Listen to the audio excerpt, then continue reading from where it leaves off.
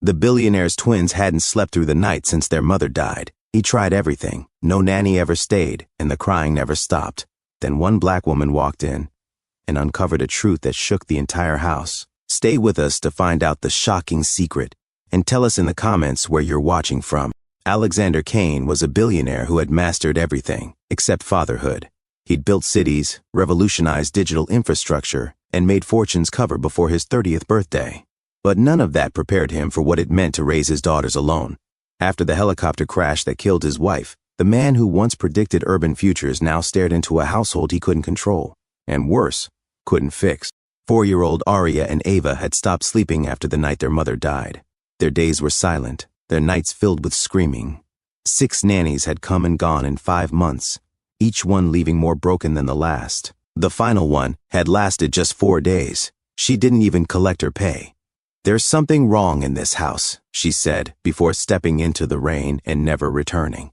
Kane stood alone in the foyer of his Savannah estate, a vast modernist mansion that now felt more like a monument to failure. Miriam Sloan, his estate manager of 20 years, crossed the marble floor beside him and said what she always did when things spiraled. "Perhaps, sir, it's time we look into professional care, a facility, structured intervention, for children like them." He said nothing. The thought of institutionalizing his daughters felt like betrayal, but the sleepless nights, the isolation, the chaos, they weren't surviving this either. Later that night, as he sat in his office reviewing documents, his assistant forwarded a resume. No private agency logo, no letters from dignitaries or executives, just a sparse work history, a few placements in homes no one else could handle, and a line at the bottom that stopped him cold. "I don't take easy cases. I take necessary ones." Her name was Nia Morgan. The storm had turned Savannah's sky a pale, bruised gray by the time Nia Morgan stepped through the glass-paneled doors of the Kane estate. She arrived alone, carrying a modest suitcase and a leather-bound notebook tucked under one arm. No assistant, no overcompensating smile, just calm, unhurried footsteps and a gaze that scanned the house with quiet precision. Miriam Sloan watched her descend the main hallway and immediately stiffened. The new hire hadn't been vetted by any of her trusted agencies. There was no pedigree, no traceable history in high society circles. In Miriam's eyes, that wasn't just unusual, it was dangerous. Alexander Kane met her in the parlor, expecting formality. Instead, he was met with silence. Nia didn't perform, she didn't flatter. She thanked him for the opportunity and asked only one question: where were the girls now? He motioned upstairs, still unsure why he'd hired her at all, only that her application had struck a nerve he couldn't explain. And that his daughters, exhausted by trauma and nearly mute since their mother's death, needed something no one else had been able to give. When Nia entered the playroom, Aria and Ava were already curled in opposite corners, backs pressed against the walls like animals who'd been chased too many times.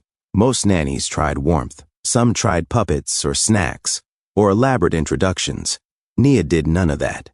She sat cross-legged on the rug and placed the notebook beside her.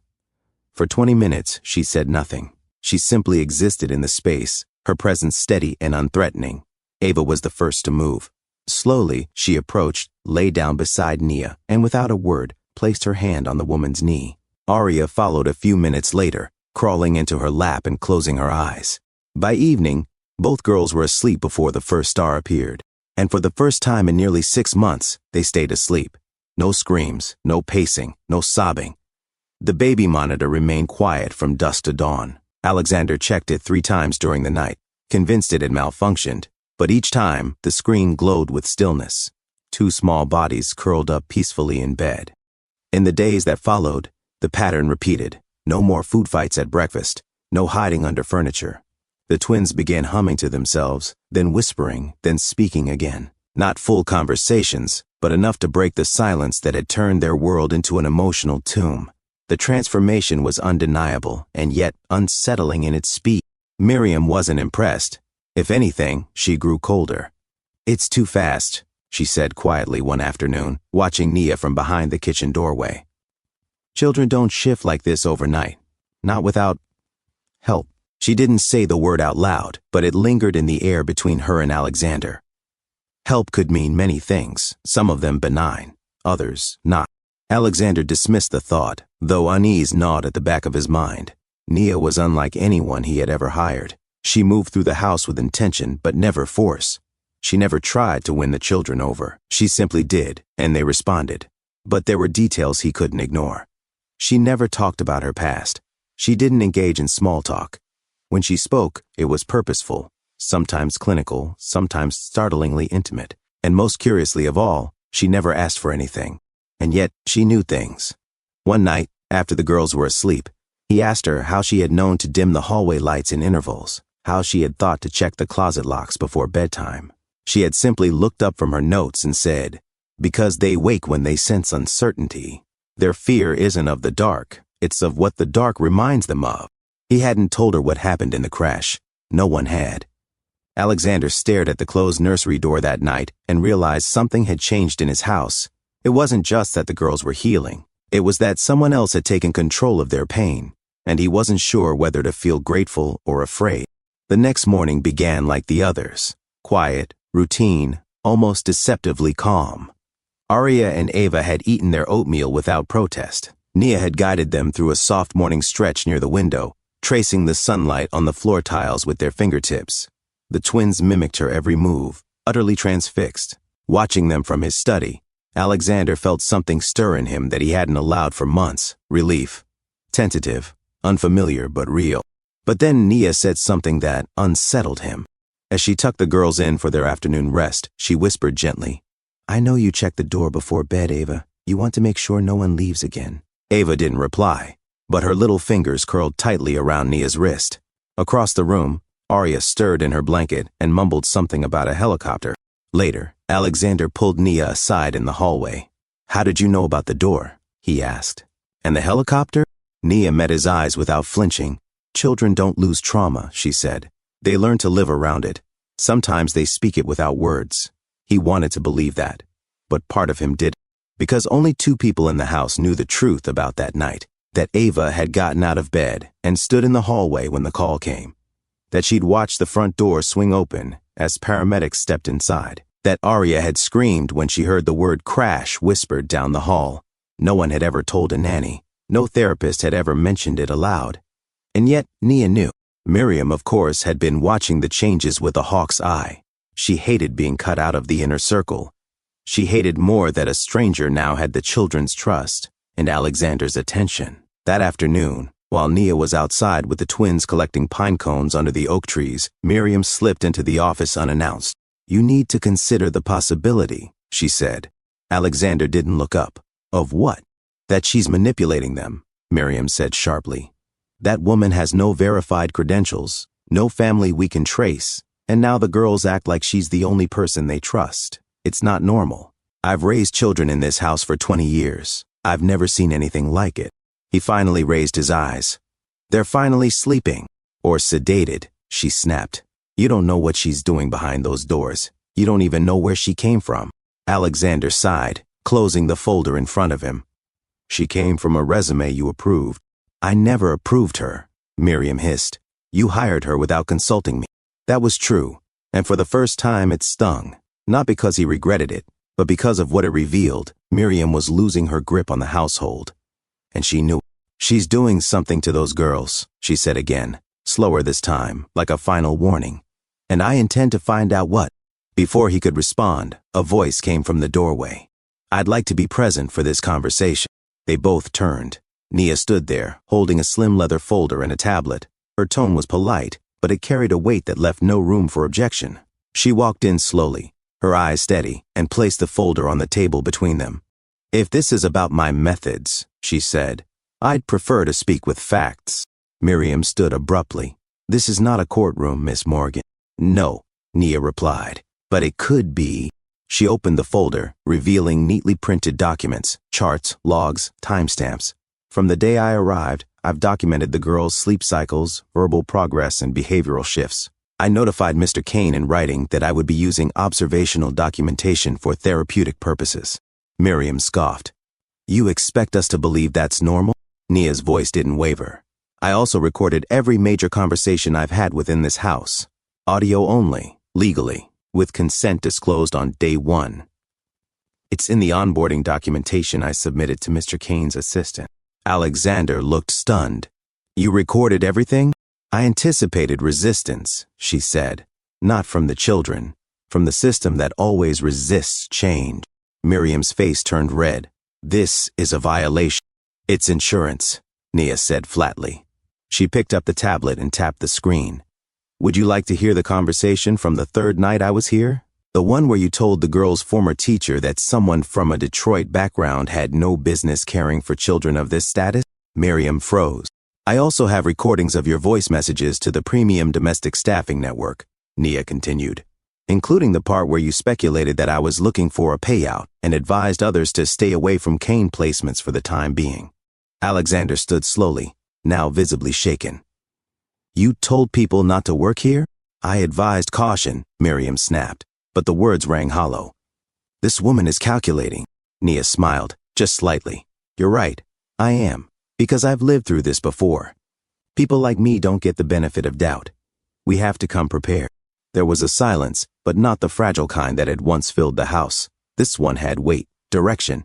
Alexander picked up the tablet, scanned the documents, then turned to Miriam. Is this true? Her eyes darted between them. I was protecting the family. That's what I've always done. No, Nia said. You were protecting a structure that benefits you, and you didn't expect anyone to challenge it. Miriam opened her mouth to speak, but Alexander raised a hand. I need time to process this. You have everything you need right there, Nia said, but you'll want to decide quickly, because this house is no longer just a home, it's a mirror, and everything hiding behind it is starting to show. She turned and walked out, leaving the folder behind.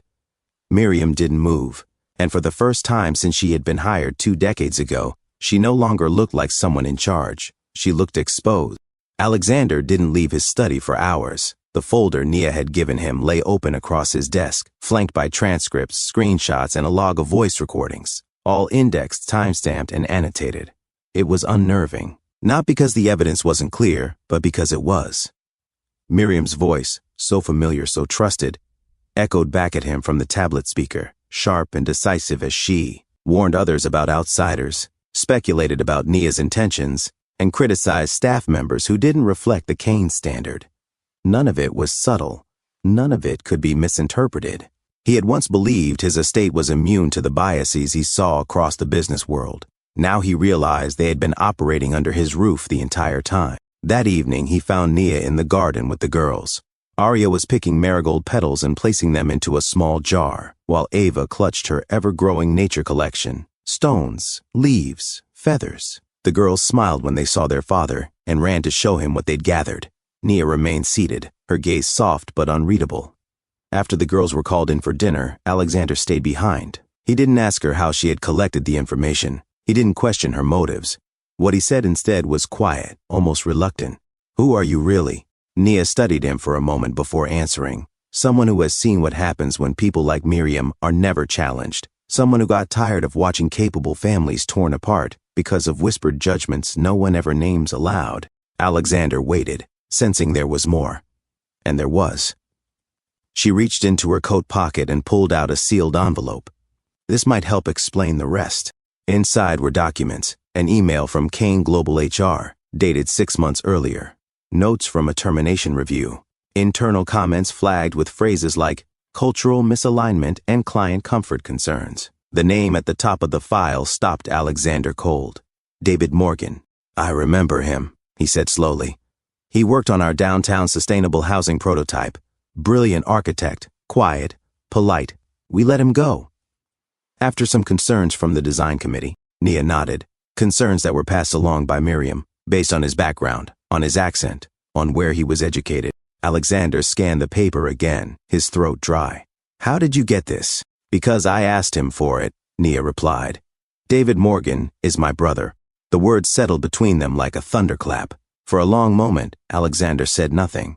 I didn't come here just to help your daughters, she continued. I came to understand the kind of household that produces this kind of silence, the kind that filters people out before they're even seen, that rewards loyalty over fairness, that lets someone like Miriam make decisions far beyond her role, just because no one ever thought to question her.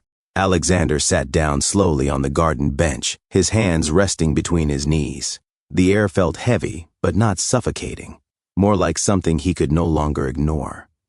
He looked up at Nia, not with suspicion anymore, but with recognition. "You planned all of this," he said. "I prepared for it," she corrected. "There's a difference." He didn't argue. And for the first time, Alexander Kane began to see that the most dangerous thing about power wasn't who held it. It was who had been excluded from it all along. The next morning, the mood in the Kane estate shifted.